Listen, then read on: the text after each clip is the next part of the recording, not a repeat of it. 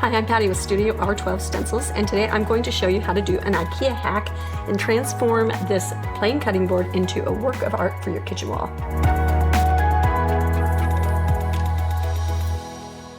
All right, today we are going to hack an IKEA surface. This is an IKEA cutting board. They are super beautiful. I love the offset. It's just really lovely. It's made out of quality wood. They last and last. I've had them in my house for years. So we're gonna hack this by stenciling on the cutting board. We're gonna use a Mandala stencil. So today is a little bit about Mandala and placement because I think it's really important. If you have something this big, it doesn't fit on this. So what do you do about that? I'm gonna show you. Okay, so what we can do is on my cutting board, I can center the circle of the center on the circle that is the cutout. If this was hanging in my house, I would probably have a holder rolled up here so it could hang by the handle instead of hanging from this end. Anyway, but what I'm going to do today is I'm going to do the bottom half and let it just kind of fade down into this. And then you could offset it and then do it in two positions. You could, if you didn't want to do a cutting board, you could take a very bohemian linen feeling cover, that's also IKEA, and you could put a great big mandala on the pillow cover. You could do it on a pillowcase. What I was going to originally do was do this Dollar Tree find and mandala in the middle of it, and then I decided that I wanted to do something a little bit more functional. And then we also have an Anyway tray on our website, that's StudioR12.com, and these are an Anyway tray, so these inserts come out. Let me flip our Easter one out, flip it over, and we have Valentine's Day. And our everyday is the base, and that's just a monogram with my last name initial. And I have a picture on my website with a 200-pound man standing on this tray. It comes flat, just like IKEA things do, and then you glue it together, paint it and glue it together. And all of these panels flip over, so you could do the same thing on here with your mandala, paint it a color that you like. And we have mandalas on StudioR12.com in all kinds of shapes and sizes. We have a ton of them. So I could offset in this corner, offset in this corner, other way, in the middle, whichever way you want to do. The dripping down the thing would look really pretty on this. Anything you want to do, you could do them in purples and teals, unicorn colors. You could totally do so many things with this mandala. So that is all the ways you can lay it out. I'm sure there's a million more. If you have other ideas, make sure you put comments below and let everybody know, share with everybody. Okay, let me get cleaned up. Okay, so to prep our cutting board, first thing I needed to test was whether or not my cutting board had a finish on it, a wax or something else. So I dribbled water on it, and you can see it's remaining beaded up, and that generally is going to mean that it has something preventing food from penetrating. So I'm going to wipe that off. And my favorite way to do it, now I don't know what they've used on this cutting board, so my favorite way to do it on things that I've waxed is I'm going to use Zep, which is a degreaser, because you have to have your paint be able to stick. And I'm not going to do anything to the other side, and by the way, I've got a trick for this. Need to implement that right now. And that is, in order to keep the other side clean, because that's the side that needs to be perfectly clean and wonderful, I put a Dollar Tree towel under here. And now if I make a mess, it absorbs into the towel and it doesn't smear on the table. Run my project through it. So when I move this project, I'm gonna move it with the towel. So that will keep that side clean. Okay, that sat there for a minute. Gonna get a fresh paper towel and let's wipe it off and see what happens. And I don't have to wipe it off or take the finish off up here because I'm not going to paint up there.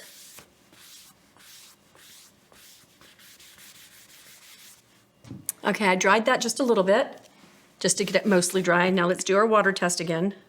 Aha, see the difference. It's smearing out and just getting across the surface.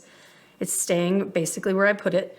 So that is a good sign. I think I'll do one more Zep clean just to make sure. And then if you stick around to the end, I'm going to show you how to make this food safe, even with paint on it. We have a trick for that. Next, we are going to talk about the mandala. So I'm going to move this over so I can have it not be busy behind. I have never seen this technique taught on a video. I've never seen it in a class. I've never seen it here nor there with a fox in a house. Just kidding. Anyway, so this is a technique that I just kind of pulled out of my brain. I'm wanting to do the different layers of the mandala in different colors. But in order for me to know what colors and to kind of visualize it, I needed to make myself some notes so I didn't get lost in the fray of everything. And so what I did is I took my Sharpie on here and I want to do this layer in a wash of brown.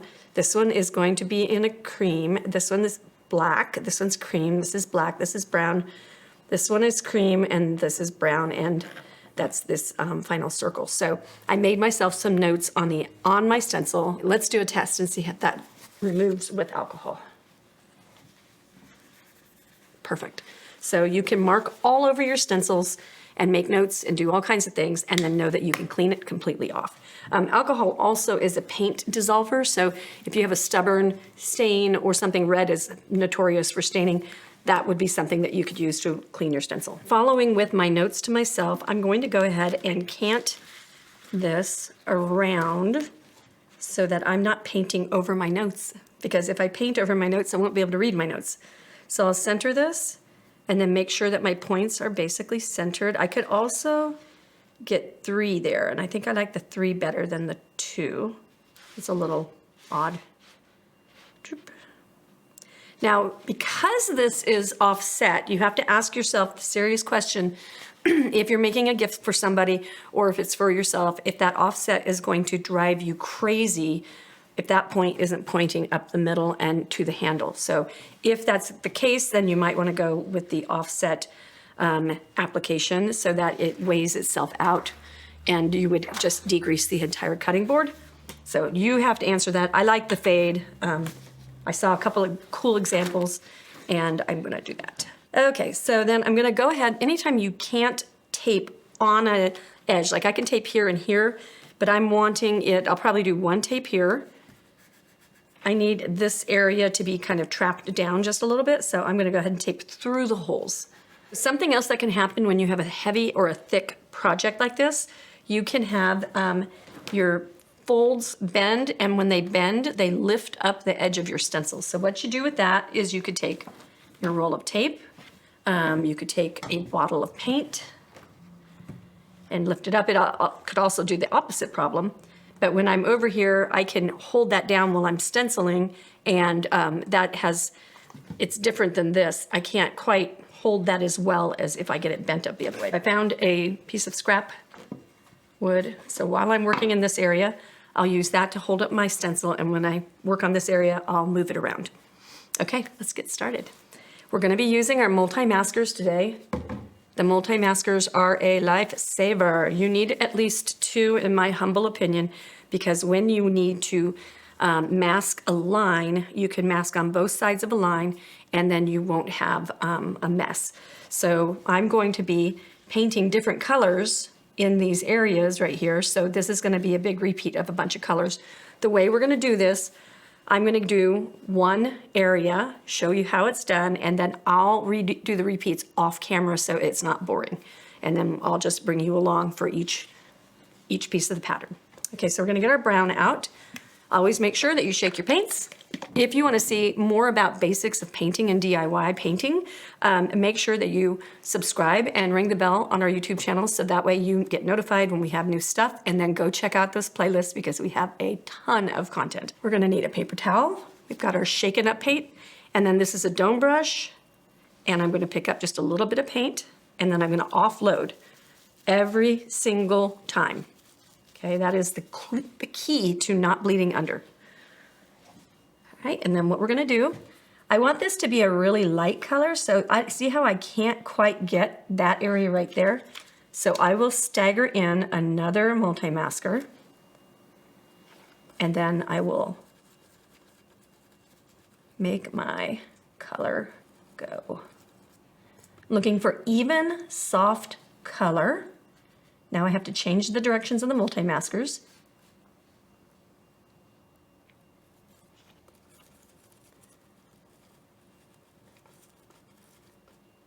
Okay, now I'm going to take a peek at it. I just lift up the edge and take a little peek. Okay, so I think that looks nice and soft. I like that color, so I'm going to do that to the rest of them, and I'll do this side for you. And then we'll do the other parts off camera.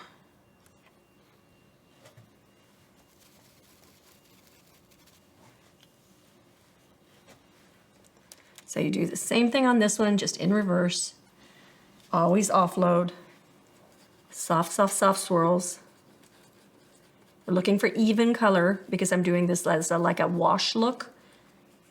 Okay, and now I need to mask this guy.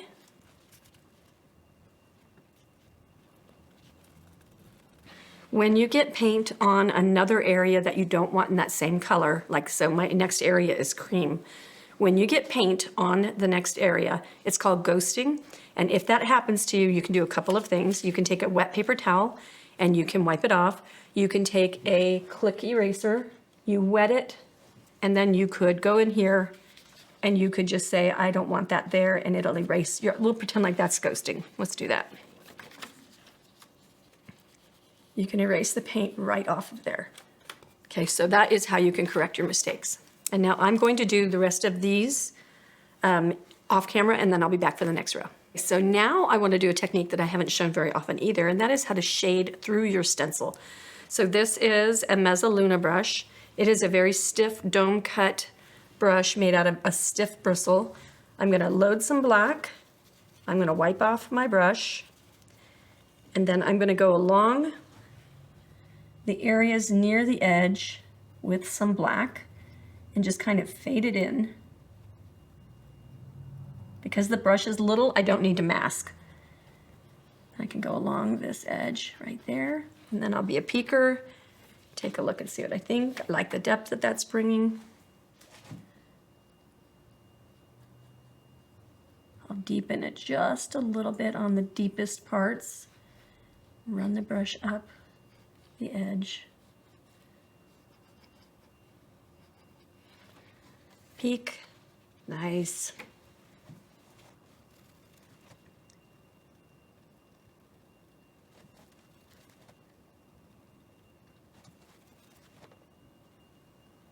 Okay, while I have my brown brush dirty, I think I'm gonna pop into the middle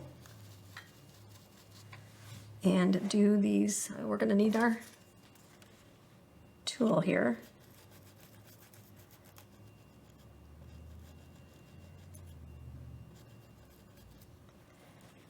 Just rotate it around. I'm leaning my brush away from the edge so I don't have to mask on both sides. So if I'm gonna peel up my tape to peek, I'm gonna put my hand there so nothing slides. So I'm gonna take a little peeky poo. Okay, so that's where we're at. And then drop it back down and seal your tape. Okay, looking at my notes. So these ones right here are gonna be brown, so let's do those. When you are dealing with a limited amount of brushes, I don't have a limited amount because I'm the company, right? And that's StudioR12.com. That's where you can get these dome stencil brushes. They're amazing. They will prevent you from bleeding under. This will solve almost all bleeding under problems because the brush is cut correctly and made densely so it doesn't flop around.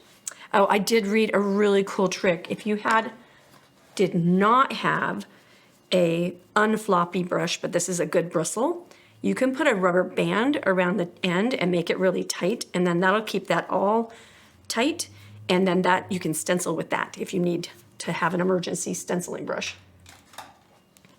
Okay, so we're working methodically with our colors, so if I don't have a lot of brushes and I get this one dirty and then I put it in the water, I have to wait a day for it to dry. So if you don't have brushes, you want to be methodical so that you don't end up, oh, I need another brush for brown later on. You can just do it all your browns at the same time.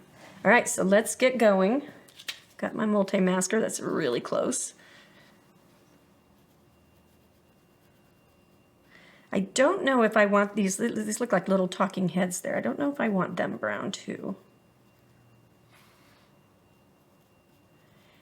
If you don't use the Multimasker, then you end up with fuzzy edges, so you don't get a strong color in your corners.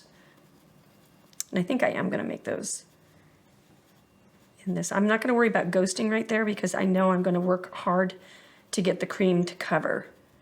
So that'll just cover the paint too. All right, I'm going to go ahead and make these little jewels right here into black accents. When you are shopping on StudioR12.com, you will notice if you type in Mandala in the search, we have so many. And we have them where there's sections so that you can make like a whole tabletop. Really big ones. You could do floors, you could do walls, so many things you could do with them. This is actually a cute little size mandala. Okay, now I think I want to shade the top of the cat ears. We've called these eyeballs and ears right here. Let's give that a little shade in the corner. Take a peek and see if we like it. I do. And I like the strong of that. I like the strong color. Come back and make him stronger. That looks super cool. I like it. All right, here we go. We're going to get our small brush and cream number 22.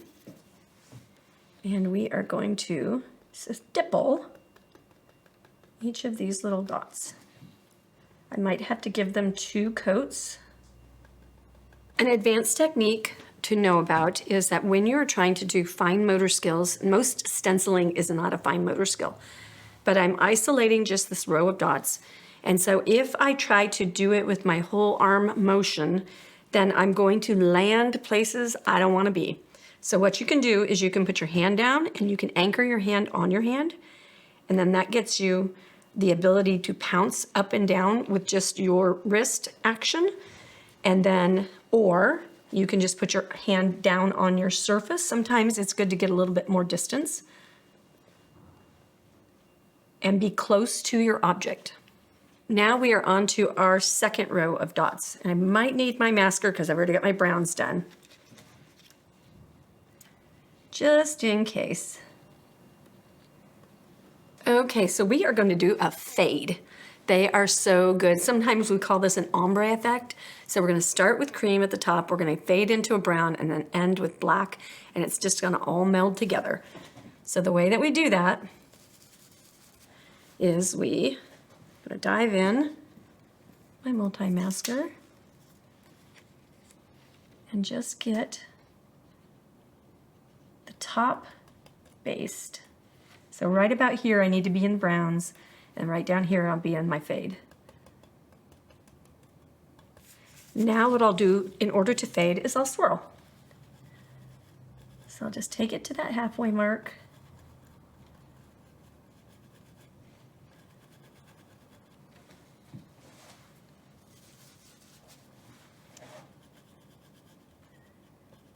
Okay, now I'm going to swap brushes. I'm going to swap into the brown.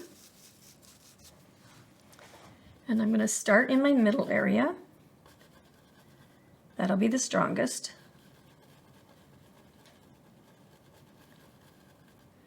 And now I'm going to fade up to the lighter area with leftover paint in my brush.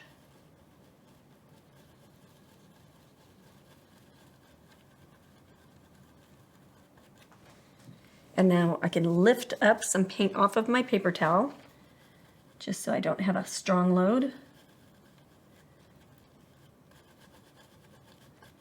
And now what we'll do is we'll take the cream over the top of the brown and let it fade. Let's take a look, take a peeky boo. Okay, that's a good fade. And now we'll get our black. So we'll keep our brushes dirty and off to the side.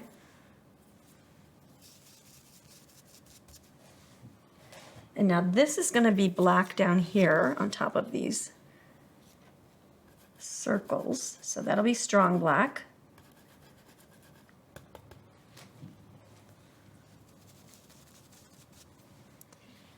And then we're going to fade on up into the brown, softer, softer, softer, softer, softer.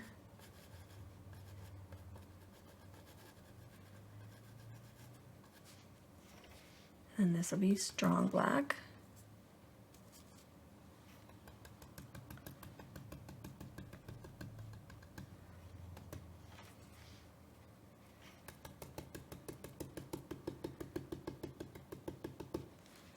Take a peek.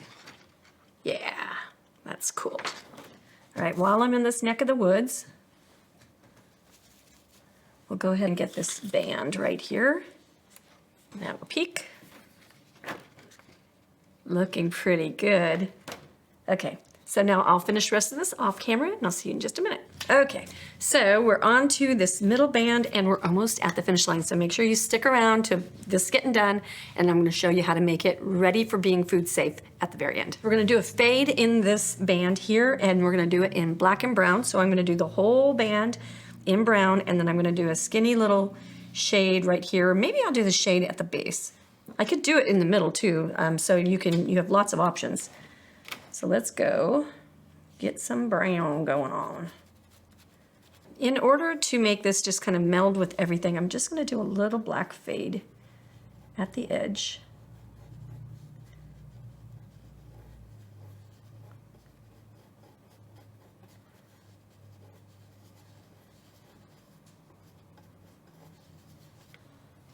Okay, and now let's take a peek. Remember holding your stencil down. All right, I've got one more area that I forgot, I missed, and that is our little jewels up here. I'm gonna do those straight up black. All right, and now that I'm at this point, I'm gonna go into this area right here and I'm going to strengthen it with black.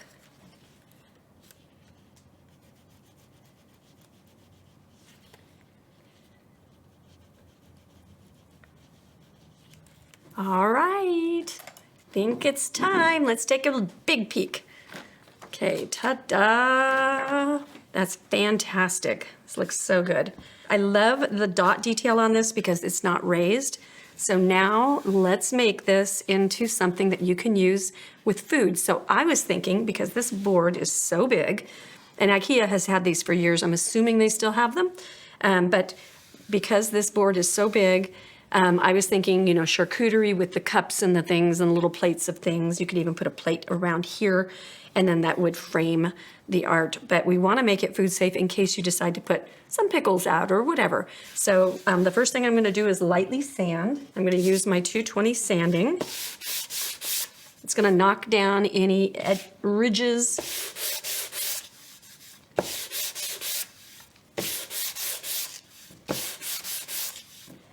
If I sanded a little bit harder, it would look like it was part of the board, and I think I'm going to do that. Yeah. See how it takes it from crisp to faded in. You want to go with the grain.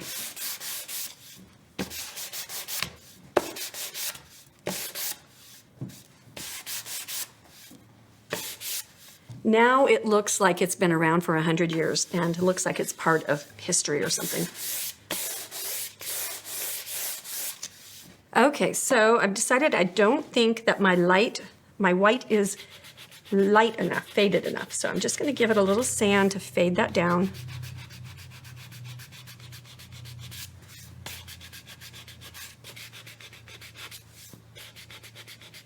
And I notice I'm tipping my hand so that I'm just kind of gouging out at the white.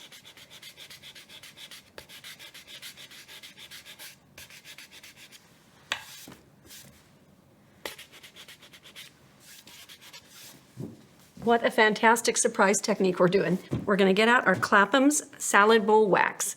This is a fantastic product. It's all natural. You can eat right off of it. And it is made out of beeswax. And it is amazing, and it's gonna make your surface feel amazing. All right, I have a lint-free paper towel, and I am going to put the Clapham's beeswax. We have this at StudioR12.com. And down below, if you look down below, we timestamp. We let you know so you can jump around. If you wanted to see how I did that sanding technique, it'll say the sanding technique or whatever. And we also put links to things that we talk about. So we're gonna dig into this container. And you notice that it changes the tone of the wood. Warms it right back up again. So pretty. And we'll put it all the way up and over. And what you see on here is the dust from the sanding.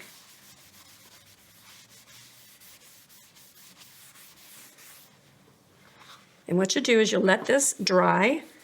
I like to let my wax dry for a day or two, and then I'll come back over it and I'll buff it up with a paper towel. But I would go ahead and put a second coat of it on there, and then you can reapply without doing anything special as you abuse the cutting board. You know, you wash it a lot of times or whatever like that. But wax is considered one of the strongest sealers. It's one of the hardest sealers once it cures. Oh, you guys, it's so gorgeous. I wish, you know how you have like smell-o-vision, like the feel-o-vision. It's just so pretty, so awesome. I love it. I hope you guys loved this lesson. This is what we ended up with. This was the beginning. And there's the final. It looks so warm and so, I don't know, bohemian and wonderful. I just love it. Thanks for joining us, and we'll see you in the next video.